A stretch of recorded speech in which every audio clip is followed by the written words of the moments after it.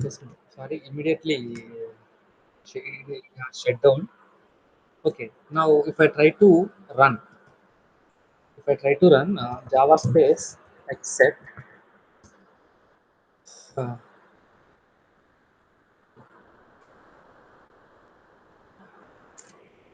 enter a value 5, b value, if I give 0, okay, fine. It is going to ask for the next values 1, 2, 3, 4, 5, 6. Then immediately it will raise division by 0 is not possible. It is not going to execute the try block execute successfully also. For example, now, so what happened? For the value 5 and 0 also it is going to produce division by 0 is not possible. For example, if I give like this, correct input 5 and 5, 1, 2, 3, 4, 5 and 6. Now what happened? Division by 0 is not possible. Try block execute successfully. Result is 1. See, I would like to show something. Uh, 1 minute. I have compiled array values plus j of 8. Is j of 8 is there? See, uh, observe what happened. Even though, even though division is correct, division problem is correct, but the array index out of bounds exception we need to get. Meaning we need to show the corresponding output. That is, you are trying to access, you are trying to access the value which is not available in the array. But what we are getting division by 0, meaning that for both for both division problem, and for array index out of bounds exception, for both array index out of bounds exception, for both it is going to execute only the same statement, division by 0 is not possible. So that means, so what we need to do, we need to produce different kind of errors for different kind of exceptions. That is the reason our Java program is going to allow multiple catch blocks. Multiple catch blocks. Okay, fine. So what we are going to do, so the try block is going to, JVM is going to create an object, and that object is going to make it reference to the catch block. So here what I am going to do is, I am going to write arithmetic exception. If arithmetic exception occurred in our program, in our try block, we are going to provide the division by 0 is not possible problem.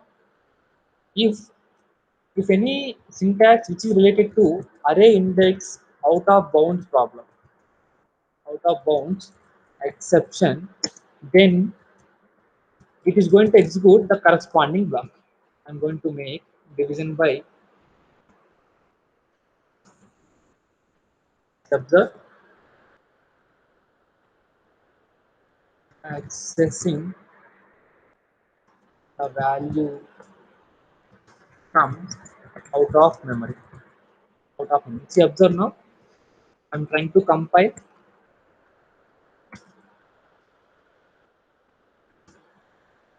So if I give the value a value as 5, b value as 0, it is going to, or else I will modify the code. No need. I will accept the values. Division by 0 is not possible. We got the corresponding error. We got. Now once again, if I execute 5, 1, 1, 2, 3, 4, 5, 6. What happening? Accessing the value from out of memory error we got or not. So we didn't get the division by 0 problem, because the corresponding, for the corresponding problem we are going to produce the corresponding user defined message. So that is the reason the Java program allows multiple catch blocks. So meaning that for a single, for a single try block, we can have multiple catch blocks. The industry is also recommended you to write multiple catch blocks on, so that the corresponding appropriate messages can be shown to the user. Corresponding messages can be shown to the user. Okay, fine. Observe this one. some kind of thing I'm going to write. I made it intentionally. uh, I'm making it as exception. Exception for this. Okay, this is AE only. If I compile, observe what will happen.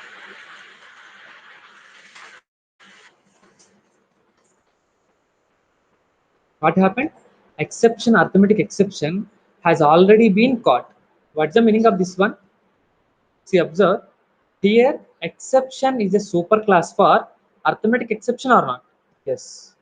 So this arithmetic exception is already caught by the exception class. Then why you are going to write redundant again once again? That is the reason it is going to produce an error. Because whenever you are trying to write, whenever you are uh, trying to handle the exceptions in a catch block, if there is a parent to child relationship between there is a parent to child relationship between various kind of exceptions, then please try to start the exceptions handling from child to parent. Why child to parent?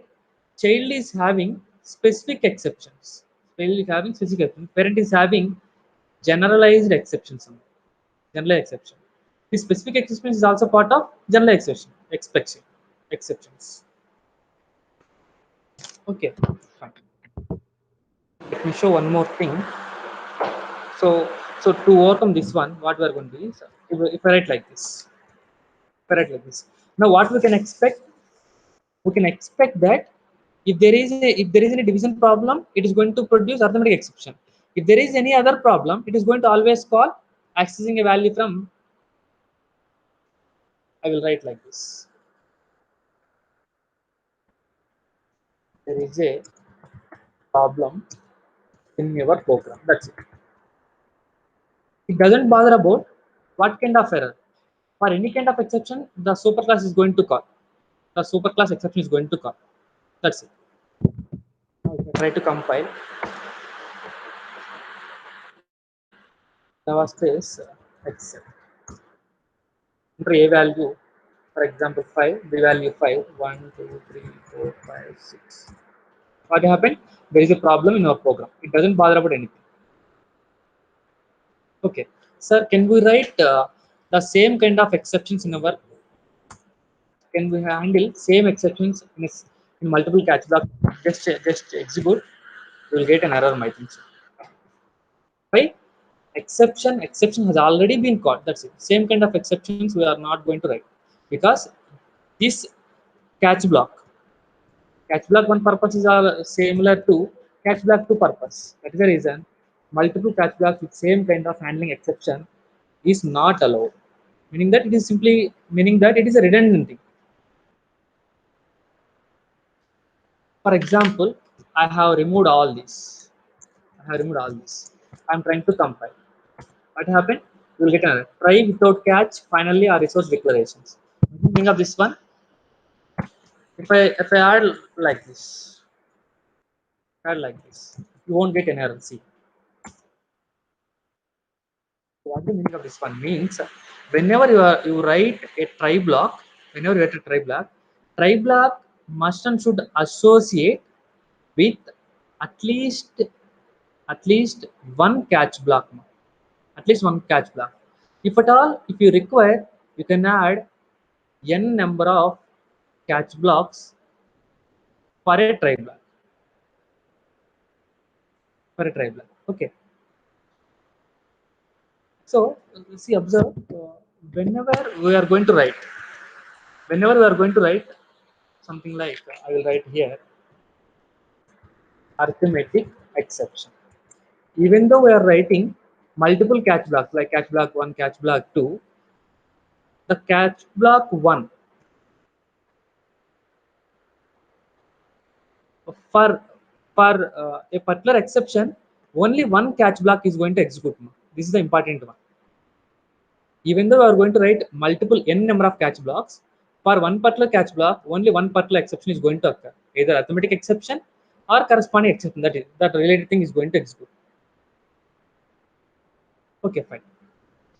So up to now, what I have shown is we are going to see uh, the generalized errors, like there is a problem in a program, try block executes successfully, some kind of thing. Now what I'm going to do is uh, if you want to see specifically, if you want to see specifically the type of exception, the type of exception is going to rise in our program, is going to rise in our program. We can, what the JVM will do, JVM will create an object, JVM will create an object. For this thing we are going to make a reference in our catch block. For this we are going to make reference in our catch block, and we'll print that object. Then we'll get the type of exception raised. Am I right or not? Yes. So in Java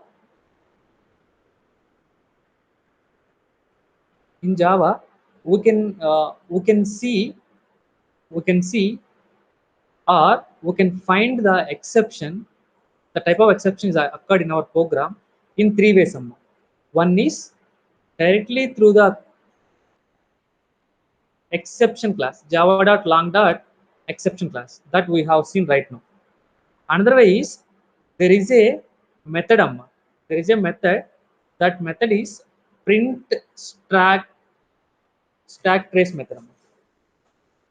There is a method print stack trace method which is available in throwable class, which is available in throwable class and supplied in the error class as well as exception class.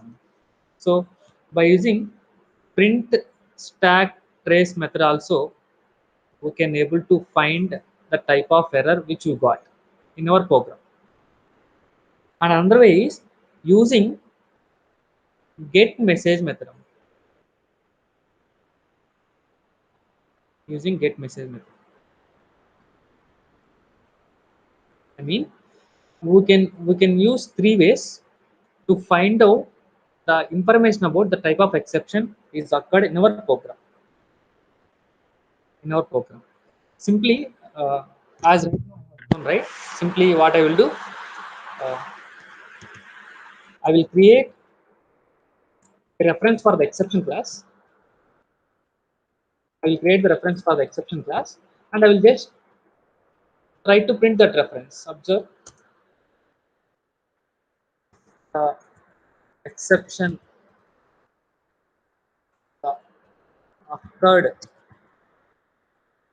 exception is, what I will do, plus I will make it reference.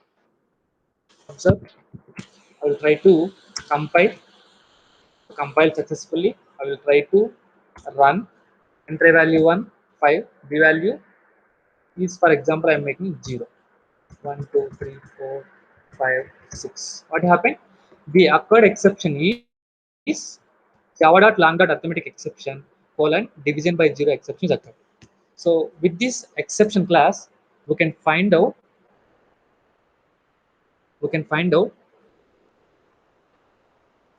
the name of the exception, what kind of exception occurred, and we can find out the nature of the message. Nature of the message. So here, what is the name of the exception? Java.lang.arithmetic exception is performed. Name of the exception is arithmetic exception. And what about the nature of the exception? Division by 0 problem. Division by 0 problem. Okay, fine. By using print stack trace method. So print stack trace method is available in throwable class, which is implemented by error class as well as exception class. So the advantage of this method is it is going to display the name of the exception, same as like exception class. Display the name of exception, and it is going to produce nature of the message like division by 0, nature of the message.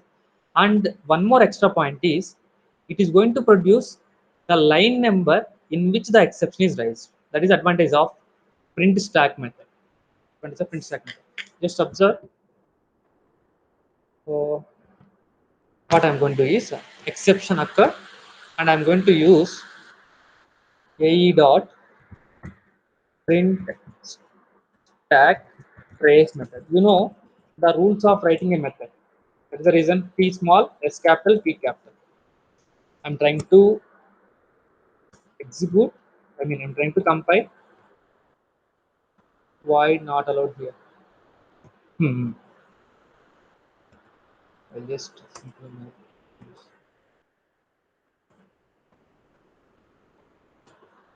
try to.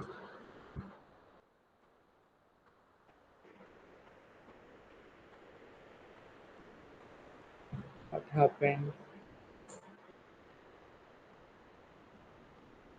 Oh, okay.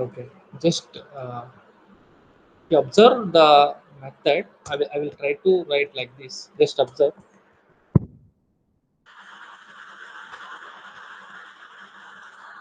Okay, fine. Successful compile. I'm trying to write Excel. The syntax is right. We need to write like that. Enter b value 0, 1, 2, 3, 4, 5, 6. What happened? Type of exception is observe.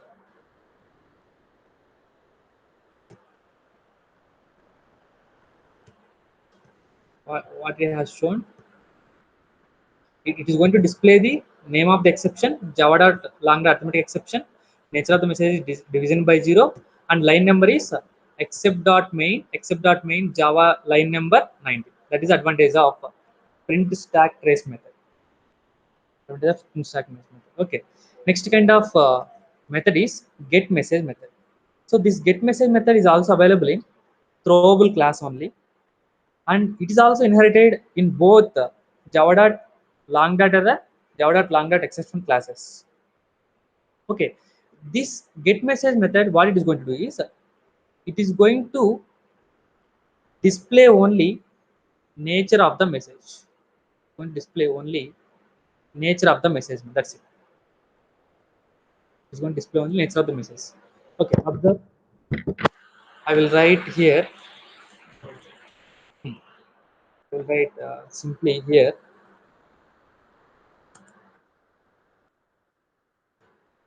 get message method. Any mistakes are there? No, not at all. I'm trying to compile. Bad operand type string for in-array operator plus plus. Sorry, to remove this plus, right?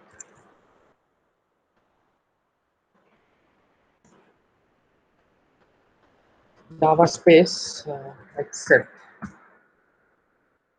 enter a value 5, b value entered as 0 intentionally 1, 2, 3, 4, 5, 6. What happened? It provide only name of the nature of the message. That's it. What is the message? Division by 0 problem. That's it.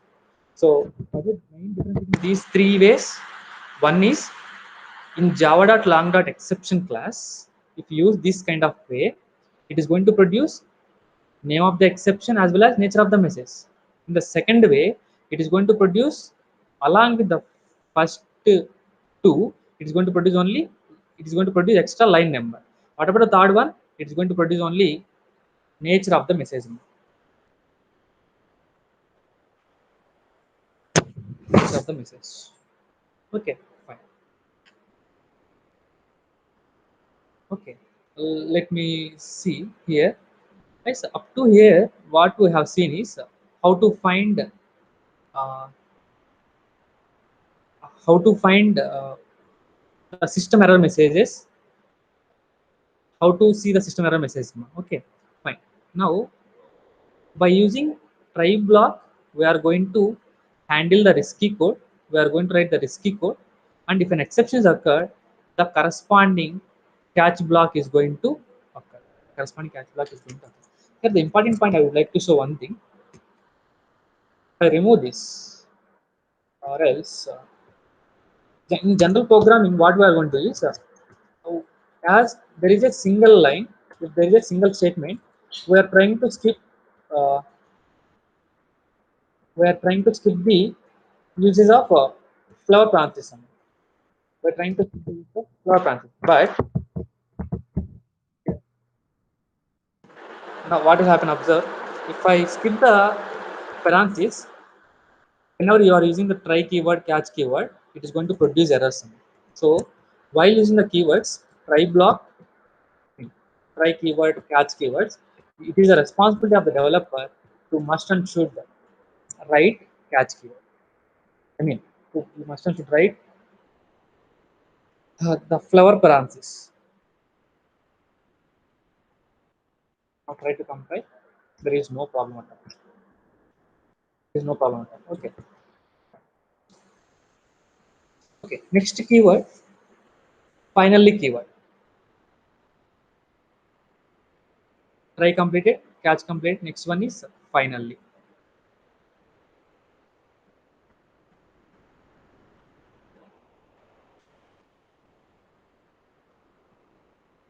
Finally keyword. Okay. So this finally keyword uh, is an independent block. Is an independent block. Means what it is going to do is uh, it is going to execute compulsory whether the exception is whether the exception is occurred or not. Occurred or not, meaning that irrespective of whether exception is raised or not, every time finally block is going to execute it. Every time finally block is going to execute it. Sir, is final block is necessary or not? It is optional one. See, observe, up to now we have executed by using try and catch keywords, but we didn't write any kind of final block. Final block. So final block is optional. That's it. But if you try to write try block but not writing catch block, then it is going to produce an error. Okay, fine. So that is the reason try block is optional. Sir, when we are going to use finally block, we are going to use this finally block whenever you want to release some kind of release resources. Whenever you want to release resources, what kind of resources? Generally, you are going like while working with uh, database concepts. While working with database concepts, you are trying to connect to the database. You are trying to connect to the database. Whenever you open a database, while ending the program, you must and should close the database. Am I right or not? Yes. At that time, irrespective of exceptions occurring, you must and should close the database, or you are going to open the files. You are going to open the files. So if an exception is or occurred or not, irrespective of that, we need to close all the files or not to save our memory. So at that situation, we are going to use the finally block. So finally block is an optional one. Optional one. Okay. So see, simple. If I write like this, finally keyword. Finally.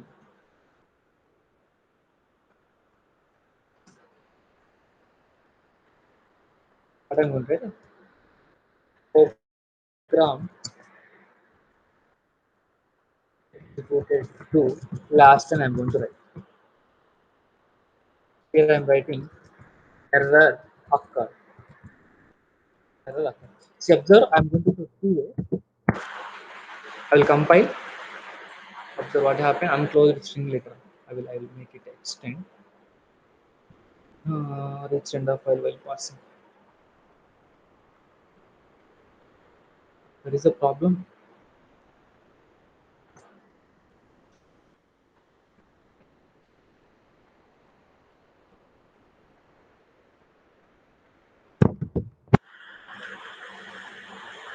Number 28.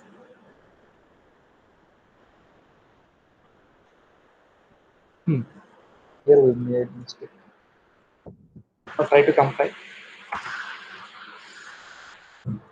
Java space except enter value 5, v value 5. What happened? Okay, fine. Now what I'm going to use some kind of exception. Don't worry that I'm going to remove this one because it is unnecessary thing, or I will make it comment. Try to compile once again. Don't worry about that exception. I just make it as because of using control Z. Okay, now try to run. Try value 5, b value 5. See what is the output you can expect. We can expect that the result is, we can expect that result, because those two values are valid values, result is 1, and irrespective of whether exception occurred or not, the final block is going to execute.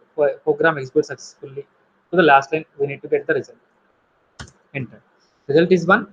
Program executed to the last line. Now what I'm going to do is, I'm going to give invalid input. A value 5, B value 0. What happened? Error occurred, program executed to the last line. So with this execution, conclude that irrespective of type of input, it is always going to produce, it is always going to execute the finally block. Okay, fine. Sir, can we change the interlines? These all possibilities you need to check now. I will change these lines. Try to make practice all these. What happened? Catch it without try. So this error. So order should not be changed. Order should not be changed. Okay. Sir, can we write multiple try blocks?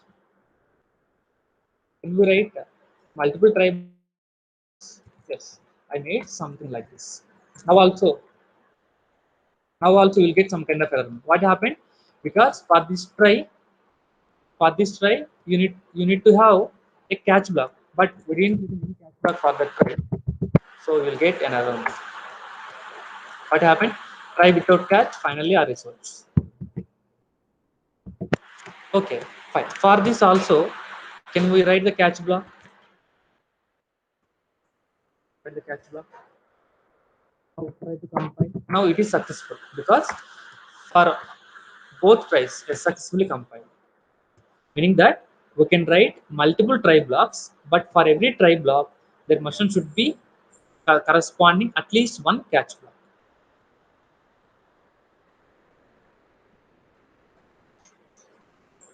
So can we change the order? No, it is you should not change the order of flow.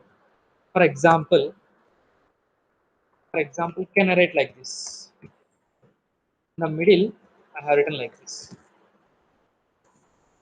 In the middle, I added program flowing. Somewhat program flowing. So if I compile, you will get an error. So these all errors you have to check. Try without catch. So this is also not allowed. How many finally blocks you need to write? You need to write only single finally block. Okay, here the concept is whenever you have try block, whenever you have try block, here we can see concept. The next try block is there. Next try block is also allowed. Nested try block, meaning that nested if statement means what? Writing the if statement inside the if, we call it as nested if. Similar, nested try means writing the try block, inside another try block. We call it as nested try block. Okay, what is the structure? See, observe. I will write the program.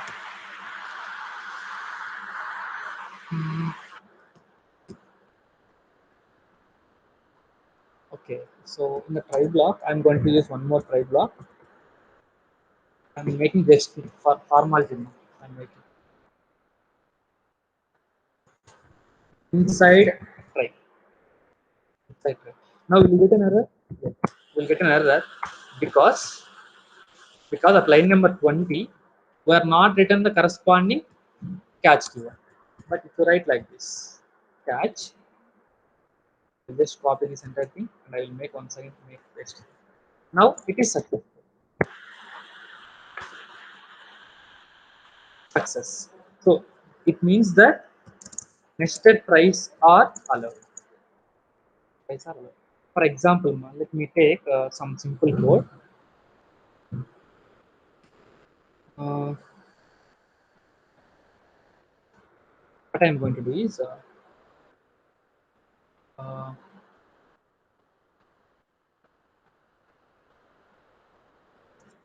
going to make it intentionally comments. I'm going to remove all this.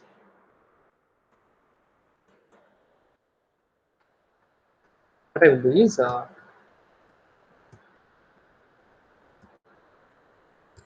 division is division is here. I'm going to make j of 5. J of 5 by j of 5 is there? Yes.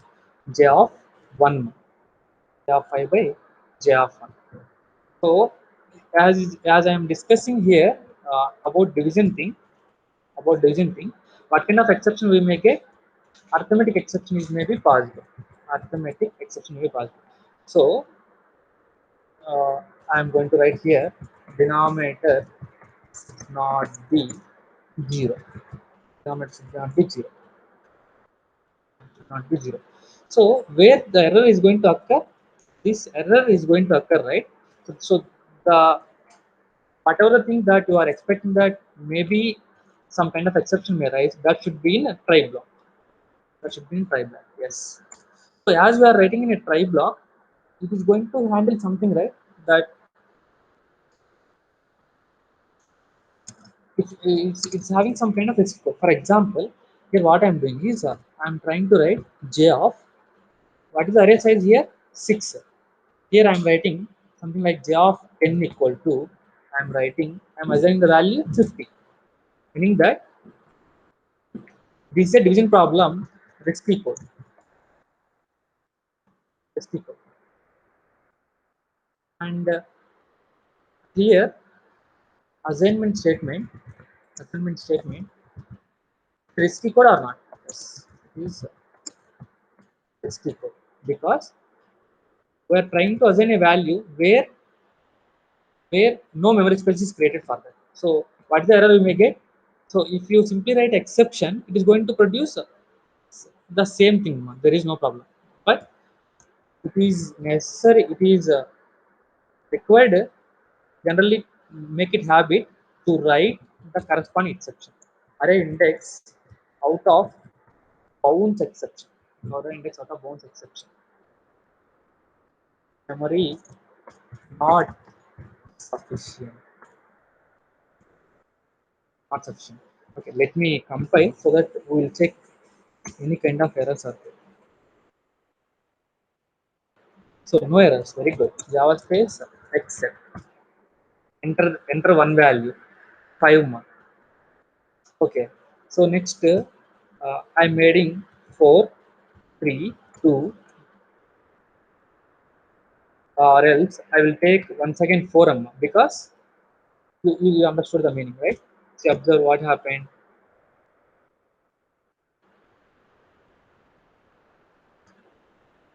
Uh, I made it as I made it as j of 5. What is j of 5? Here observe. This is 5 is j of 0, j of 1, j of 2, j of 3, j of 4. J of 4, j of 5 is 3. 3 by 4 is 0. 3 by 4 is 0. 3 by 4 is 0. So here it is going to make it internally blocked. It is going to check the assignment statement, right, during the compile time itself. So observe here, division problem is what kind of error? This error is runtime error. This is a runtime exception. So during the compile time we got exception. During the compile time we got exception. That is memory not sufficient because this is a compile time. Assignment statement is simply compile time, right? During the compile time itself is going to assign. So if I made comment, so the internal thing is going to execute. Let's see. Enter value 5, 4, 3, 2, 1. Enter 6 value as 0. Now we got division is 0. So there is no exception is raised. No exception is raised. If you want to make it explicit exception, what I will do is 5. Enter j of 1 is 0. 3 value 4, 5, 6, 7. Now we got denominator should not be 0. Am I right on that? So in the try block, inside there is a try. That try is going to call the corresponding catch block. Denominator should not be 0. So this concept we call it as nested try sum. Nested tries. I mean, in simple words, if I conclude everything in a single flow chart,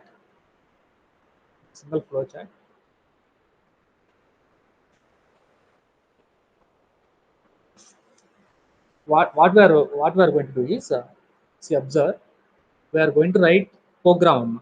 We are going to write the program uh, in the try block. In the try block, we are going to write the statements which are going to raise the exception possible statements. I mean, simply call it as a risky code. Risky code. We are going to write. We are going to write. Okay, fine. So while compiling, if any exception raised, JVM is going to create the corresponding object and it will try to check for the corresponding catch block.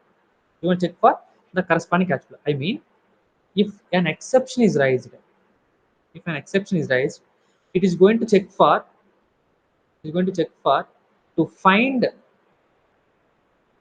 the first matching catch block. Matching catch block. I hope you understood the meaning of this statement. First catch matching catch block. I mean, uh, first we have written. I made it. I read everything. Rolex. Here, uh, here I made it as exception.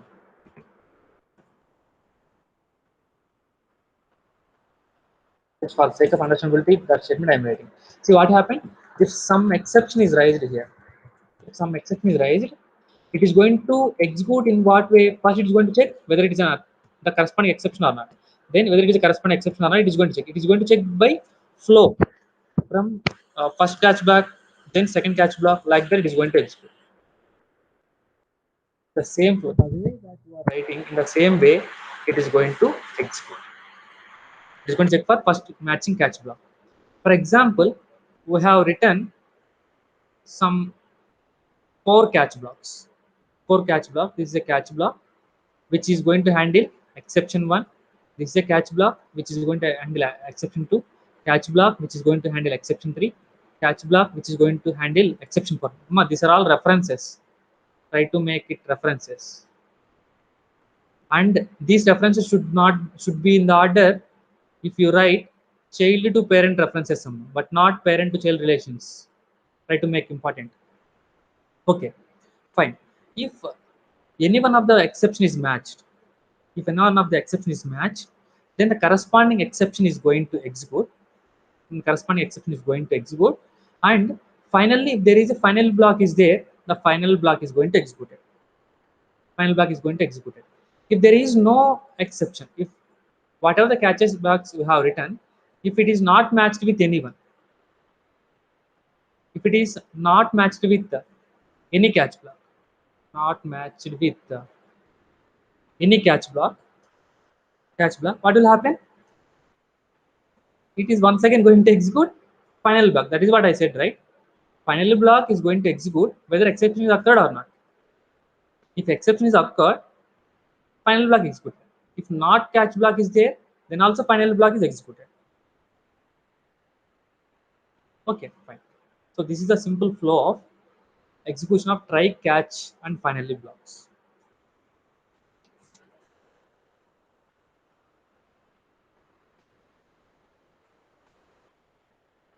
Guys, if I write anything after this finally block, what will happen?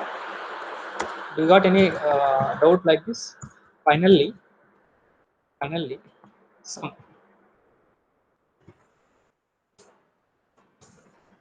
finally, last line executed of finally, executed of finally. Now, for this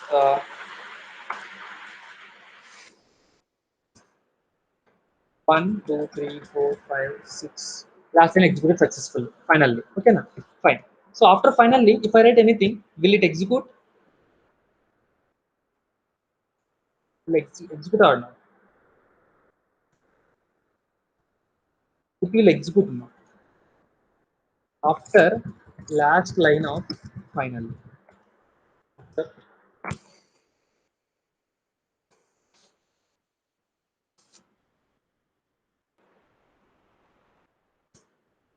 value 1 only. Let's see last line execute of finally. Finally always executed. After last line of finally is executed. Meaning that the flowchart should be like this. After finally, if there are any statements are there are any statements are there, those are also going to execute. Are also going to execute. Okay. So this is about today's class. Okay. So before winding up the class, let me have a simple example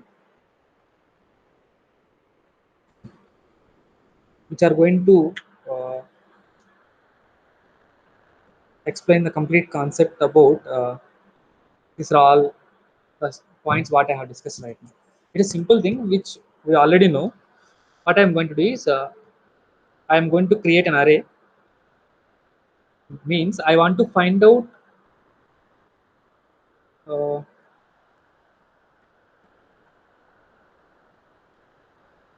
I want to show some error which is related to array index out of bounds exception. That's it. Simple. What I will do is I'm going to make scan the entire thing from the user. I'm going to read the data. Then uh, I will try to uh, take some input from the user, like enter which subject marks you want to get, you want to have.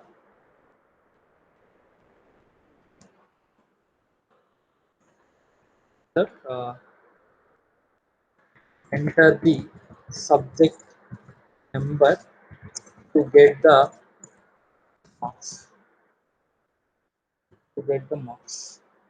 So the subject numbers I'm going to read, subject number I'm going to read. For that I'm going to read as r sc dot html. I'm going to read. Then I'm going to write some method read subject marks. So what is the structure of writing a method? The subsequent words of the first letter should be capital letters. Okay, fine. In this method, this is a calling method. So I'm going to wind up this method, main method. Now what I'm doing is here you may get some kind of thing. What is that? As I have created only 6 memory locations in this array, if the user is asking for 7th subject or 7th memory location, it is going to produce some kind of error or not. What is that error? Array index out of bounds error is going to produce. So that error you are going to handle. So that error you are going to handle in which location? So will it going to produce in the calling method? No, it is going to call. It is going to raise the exception in the read subject marks method. First, let me write the read subject marks method. Public static void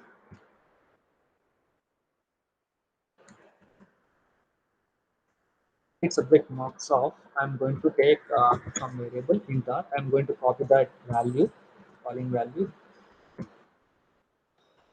And what will happen here? I'm trying to read that value. I have read. For example, if the user have sent the value 7, what will happen? So first I will display the results of the corresponding subject. Sir,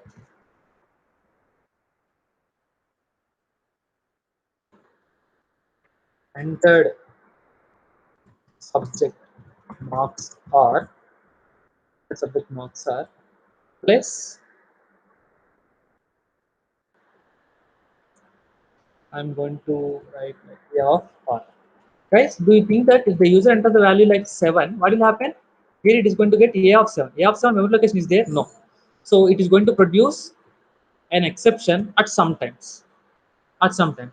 So that is the reason I made it as in try block. So that thing you are going to write in catch block.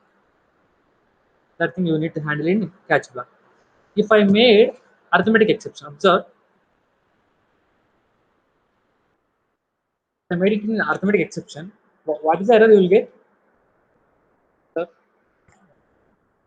Java space except.java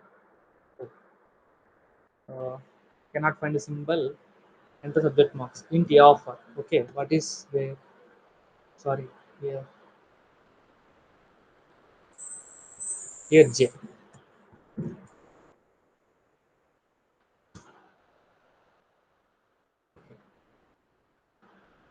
Compile successfully, Java space except. Enter the first value 1, 2, 3, 4, 45, 5, and 6. Meaning that first subject marks is 1, second subject marks is 2, third subject marks is 3, fourth subject marks 45, fifth subject 5, sixth subject 6. Enter. Enter the subject number to get the marks. For example, if I entered 4, what will happen? You need to get the output as okay. 5 you got, so I make its adjustment.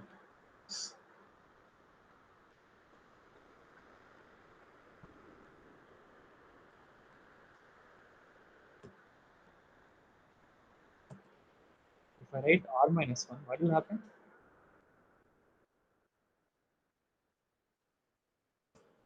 Make it compile. First subject mark, second subject mark, fourth, fifth, sixth. I mean, for all subject marks, that's 4. What happened? Subject marks of 4. Fourth subject marks entered, four subject marks are 4. Okay, compile once again. 1, 2, 3, 4, 5, 6. And subject marks. For example, I have entered 9. What is error? Exception thread main java.long array index out of bounds exception. So this is the statement that I said, right? Because you didn't handle that exception. You didn't handle that exception. When you didn't handle that exception, meaning that when the catch blocks, whatever the things that you have written, if these are not matched, then what will happen? It is going to write system error messages. It's going to write system error message. Then it is going to execute finally block. That is the reason. As we didn't handle in the program, it is going to write system error message. So what we need to do? We need to handle that. If you want, you can write array index out of bounds exception.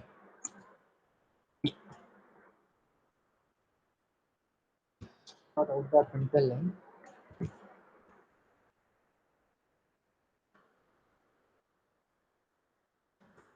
Please enter valid subject number.